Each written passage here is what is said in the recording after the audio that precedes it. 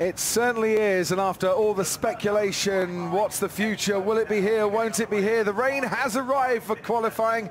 They've got to keep the Grand Prix at Silverstone, otherwise it'd never rain in these parts during the summer. Welcome along to a Saturday afternoon at the home of the Formula One World Championship. We've made the trip from Spielberg in Austria, some 984 miles here to this part of Buckinghamshire and Northamptonshire for round 10 of the Formula One World Championship. That from him, and that is the Red Bull of Daniel Ricciardo out of Woodcote. I got a problem. Let me know if I can continue. Okay, understood. Mode one, please. And let's have a little listen.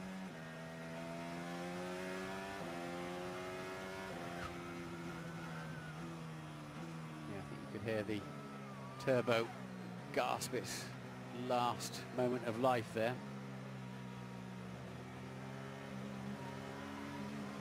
And they're going to start to take quite a few penalties. There's a lot of drivers actually on the cusp of grid penalties for engine units and elements of the engine, Crofty. Absolutely.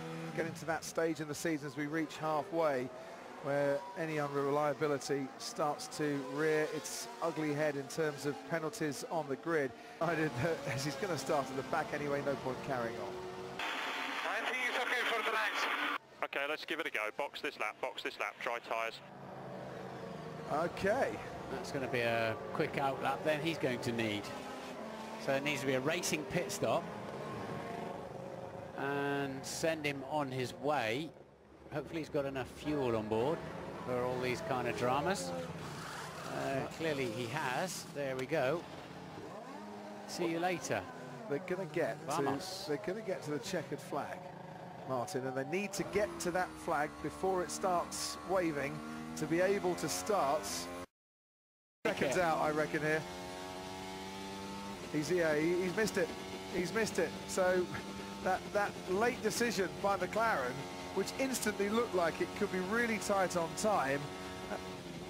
Oh, actually, no, is he okay? He is okay. It looked pretty handy at the end of the lap, doesn't it?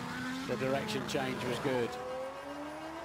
And getting a great reception from the Silverstone crowd as he crosses the line, Fernando Alonso, and he does go fastest. Kevin Magnussen out in Q1, his teammate. Now we're on board with Valtteri Bottas. It looks like a Williams to his left. And it is Felipe Massa. Oh, now Massa, Martin, has been involved a little bit this weekend. And already this season, their points tally from the whole of last year. Grosjean, is he in Q3? Yes, he is. Goes 7th fastest. Sainz now goes 11th. His teammate Danny Kvyat is 10th. Palmer goes and crosses the line. He is 10th fastest. He's right on the bubble. Can anyone beat him? Nico Hülkenberg, 4th fastest. Julian Palmer stays in the top 10 though, because Hülkenberg was already in it. Sergio Perez is currently 14th fastest. And as I mentioned, never out-qualified a teammate here at Silverstone. He just wants to get into Q3 to try and make that for the first time. He does. Julian Palmer misses out on Q3 as Sergio Perez puts himself into the top 10, and Valtteri Bottas goes 2nd fastest behind his teammate Lewis Hamilton. Now, here comes Fernando Alonso. Is he in Q3? No. Not quite. The man who was fastest at the end of Q1 is 13th fastest. Get all the downshifting done, pick up the throttle, balance the car. Now you can floor it and sweep through this final right-hander, leaning on the curb on the outside, and up comes the time very quickly, and it is a 1:27.580, and Hamilton a 1:27.231, a third of a second different when you're behind the wheel. Only 3rd fastest for Kimi Räikkönen as he crosses the line. His teammate Sebastian Vettel has got a couple of tenths on him though, so let's see him across the line, and he goes onto the front row with Lewis Hamilton. Just 0.2 of a second in it, which of an eye. Just a bit. This is Grosjean behind the Mercedes of Lewis Hamilton. What's that? I don't know who the Mercedes was, but they need to get a better GPS. Yeah, absolutely understood, completely understood. Unbelievable. Yeah, unbelievable, absolutely, okay. And Grosjean ahead of him as he heads off on this flying lap. 3.6 miles to see if he can he's win. locked up badly. He'll run high there, yes, and that's spoiled the lap already for Valtteri, and he's backed off indeed. Yeah. Has he?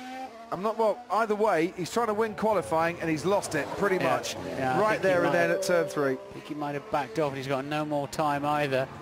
No, he's still going for it. Yeah, that's certainly quality speed he's taking through Luffield there. I just sensed he didn't give it full beans after the lockup, but what's his sector times?